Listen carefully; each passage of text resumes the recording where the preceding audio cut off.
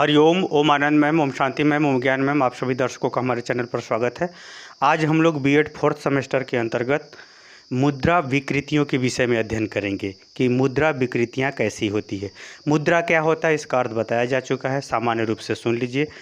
शरीर की विभिन्न स्थिर एवं गत्यात्मक स्थितियों में उत्तम अवस्था की जो व्याख्या की जाती है, उत्तम अवस्था को जो बताया जाता है, उत्तम स्वरूप को जो बताया जाता है या उत्तम स्वरूप की जो व्याख्या की जाती है, वही मुद्रा है।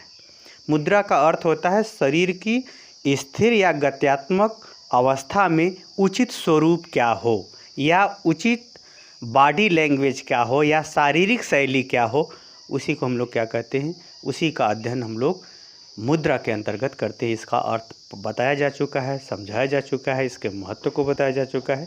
इस वीडियो में हम लोग देखेंगे कि मुद्रा की जो विकृतियां हैं उसका स्वरूप क्या होता है।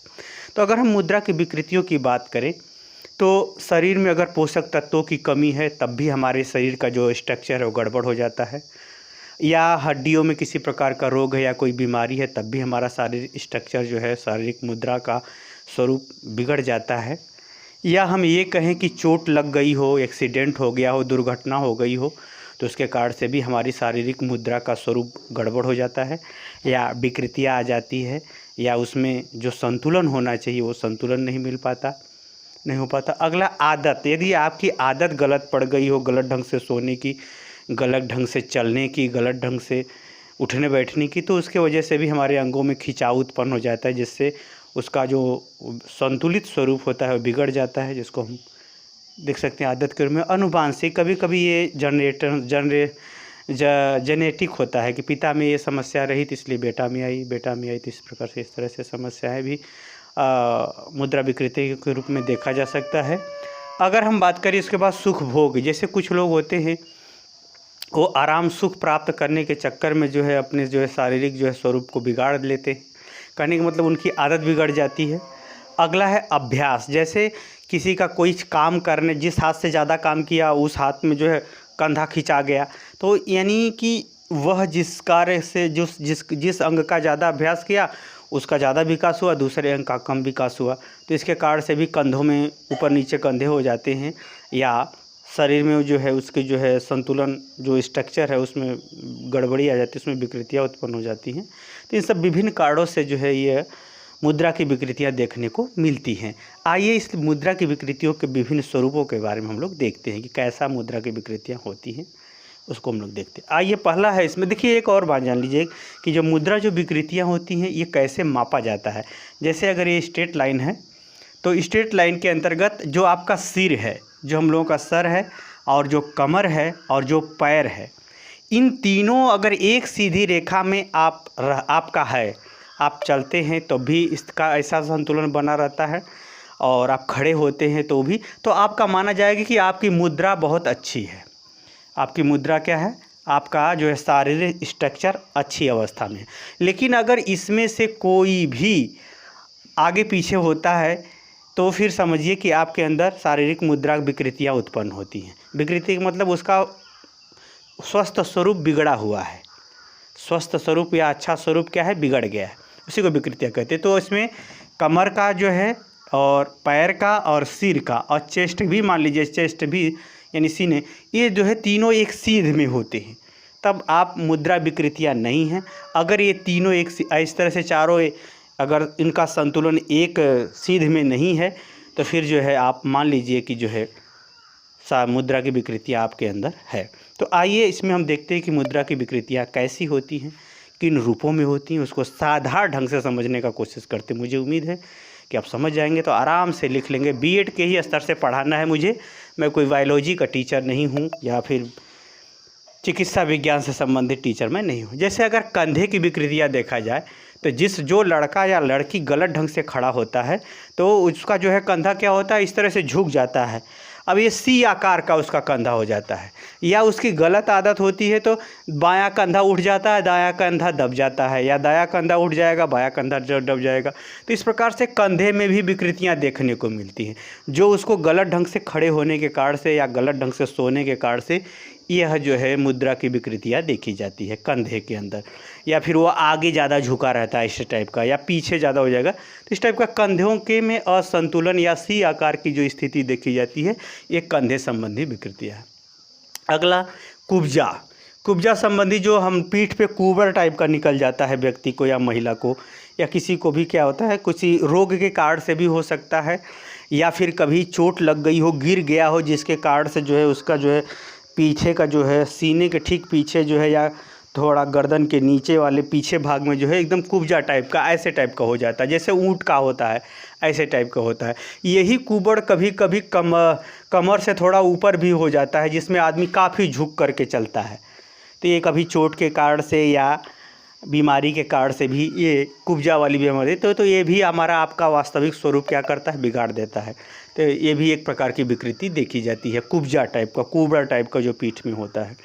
आगे है मेरुदंड। मेरुदंड का मतलब जैसे जो मेरुदंड का मतलब हमारे जो पीछे रीढ़ की जो हड्डी होती है, और इसमें भी जो है इसकी भी विकृतियाँ देखी जाती है। जैसे अगर किसी का पेट निकला है, खूब बड़ा सा पेट निकला है, तो उसकी हड्डी क्या होती है, मेरुदंड वाली काफ़ी जो है एकदम झुक जाती है, और पीछे देखेंगे तो उसको अंदर दबी हुई रहती है। तो यहाँ पर जो कमर वाला है, ये वाला संतुलन क्या है, गड़बड़ा जाता है।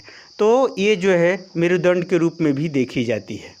या ये तो होता है जब पेट ज़्यादा निकलता है, या तो आदमी बहुत पतला है, आगे झुक करके काफ़ी चल रहा है, तो ये वाली हड्डी जो है ऐसे टाइप का, जब वो बैठेगा तो उसका ऐसे बाहर निकल जाता है। तो मेरुदंड में भी ये विकृतियाँ देखने को मिलती है। अगर आगे काफ़ी झुक करके चलता है या बहुत ज़्यादा तकिया लगा के सोता है, तो ऐसे समय में क्या होता है, उसका जो है मेरुदंड ये जो है पीठ वाला सी आकार का हो जाता है। और यदि उसका पेट निकला हुआ है तो जो है यस आकार का रूप ले लेता है मेरुदंड हल्का सा। तो इस मेरुदंड के भी वजह से हमको विकृतियाँ देखने को मिलती है। आगे घुटना। ये घुटना जो है धनुष का आकार का हो जाता है। जैसे घुटना है, जो घुटना है पैर का जो घुटना होता है, इसमें जो है दो ढंग की विकृतियाँ देखने को मिलती है, मुद्रा की दो ढंग की विकृतियाँ। एक तो ऐसे होते हैं पैर ऐसे टाइप के हो जाते हैं, ऐसे टाइप के पैर बच्चे जो है बच्चों में देखने को मिलेगा, या जिसके अंदर कोई समस्या हो तो ऐसे टाइप के पैर करके, यानी घुटना सट जाते हैं, ये दोनों अलग हो जाते।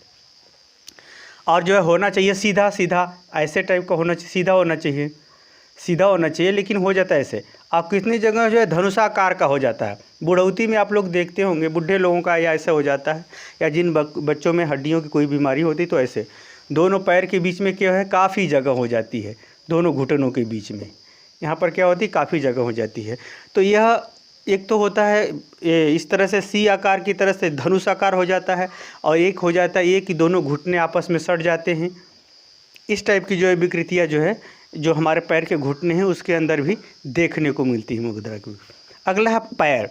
पैर में भी जो है विकृतियाँ देखने को मिलती हैं। जैसे जिसका अगर पैर ज़मीन पे रखता है, अगर उसके पैर के बीच में थोड़ा सा ये ऐसे टाइप का बनता है, तब तो उसका पैर ठीक है। नहीं तो कितने लोग ज़मीन पे पूरा पैर रखेंगे तो हाथी के पाँव की तरह से पूरा उनका छापा आ जाता है। तो ऐसे लोग दौड़ नहीं पाते, जल्दी चलने में भी उनको दिक्कत होती, ज़्यादा चल भी नहीं पाते।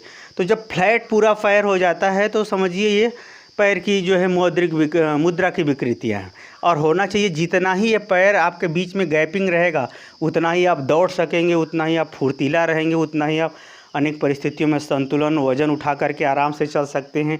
शारीरिक संरचना पर अनुकूल असर पड़ता है। ये दोनों पैर के बीच में जब आप पैर रखेंगे तो उसमें बीच में जितना गैप रहेगा उतना ही आपके लिए अच्छा माना जाता है।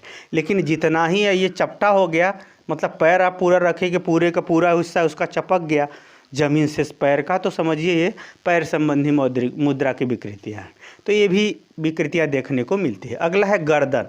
जैसे कितने लोग होते हैं गर्दन टेढ़ा करके चलते हैं, कितने लोग जो है दाएं तरफ झुका लेते हैं, कितने लोग बाएं तरफ झुका लेते हैं, और कितने लोग जो है उनकी आदत गड़बड़ा जाती है, वो उस ढंग से देखने का वो उनका स्वभाव बन जाता है। तो गर्दन की वजह से भी यह मुद्रा की विकृति है, यानी जहाँ गर्दन सीधा होना चाहिए वहाँ कुछ दाएं या बाएं की तरफ झुका हुआ होता है। तो एक गर्दन संबंधी भी विकृतियाँ हमको देखने को मिलती है। अगला खड़ा होना। जैसे खड़े होने की बात है, अगर हम बात करें तो खड़े होने की विकृतियों में जैसे होता है, कितने लोग जो है पतले होते हैं तो पतले होते हैं या कमज़ोर होते हैं तो वो क्या होते हैं, थोड़ा झुक के खड़ा होते हैं, ऐसे टाइप को झुक के खड़ा होना। और कितने लोग जो है ये जो है होते हैं, कितने लोग जो है वो ज़्यादा उनका चेस्ट और पेट निकला हुआ है तो वह जो है झुक करके जगह क्या होते हैं, उतान खड़े होते हैं। मतलब उनका जो है पेट गर्दन पीछे चला जाता है और पेट आगे चला आता है और पैर रीढ़ की हड्डी का अपना जो है, यानी कहने का मतलब ये है कि खड़े होने में मोटा पतला, ज़्यादा मोटा होने पर भी ये विकृतियाँ उत्पन्न हो जाती हैं, ज़्यादा पतला होने पर भी ये विकृतियाँ उत्पन्न हो जाती हैं। हाँ, अगर व्यक्ति जो है पतले होने में अगर थोड़ी सावधानी रखा है या सही ढंग से सोया, जगह, बैठा उठा है तो ये विकृतियाँ पतले होने में तो कम आती हैं दिक्कत, लेकिन मोटे होने में जो है मौद्रिक विकृतियाँ ज़्यादा देखने को मिलती है। तो ये रहा विभिन्न विकृतियों का स्वरूप, कंधे के संदर्भ में, पीठ के संदर्भ में, मेरुदंड के संदर्भ में, घुटना के संदर्भ में, पैर के संदर्भ में, गर्दन के संदर्भ में और खड़े होने के संदर्भ में। खड़े होने के बीच में कभी कभी दोनों पैरों के बीच में काफ़ी दूरियां होती हैं, ये गलत है। जबकि पैर और घुटना और कमर ये तीनों एक सीध में होना चाहिए, तब तो आपका सही है। लेकिन अगर ये तीनों अगर गड़बड़ है, कमर, आपका घुटना, आपका पैर, तो क्या है, आप खड़ा होने का जो तरीका है आपका गलत है। तो खड़े होने में खड़े होने में मुद्रा की विकृतियाँ मानी जाती है। तो मुद्रा की विकृतियों को हमने आपको बताया, 7 प्रकार का इसको मैंने बताया। अब आगे की वीडियो में इस मुद्रा की विकृतियों को सुधारने के तरीके क्या हैं, इसको किस ढंग से सुधारा जा सकता है या किस ढंग से इसे वास्तविक स्वरूप या संतुलित स्वरूप में रखा जा सकता है जिससे मौद्रिक विकृतियाँ उत्पन्न न हो, इसका अध्ययन करेंगे। मुझे उम्मीद है कि जो मैंने समझाया है आप समझ गए होंगे। आप साधारण से साधारण ढंग से इसे लिख सकते हो, और जितना ही अगर बायोलॉजिकल टर्म का यूज करोगे तो और अच्छा है। हमने एकदम पूरी तरह से व्यवहारिक ढंग से समझाने का प्रयास किया है। आपको मेरा समझाया हुआ कैसा लगा कमेंट बॉक्स में ज़रूर बताइए। साथ ही मेरे चैनल को लाइक शेयर सब्सक्राइब भी कीजिए। हरिओम।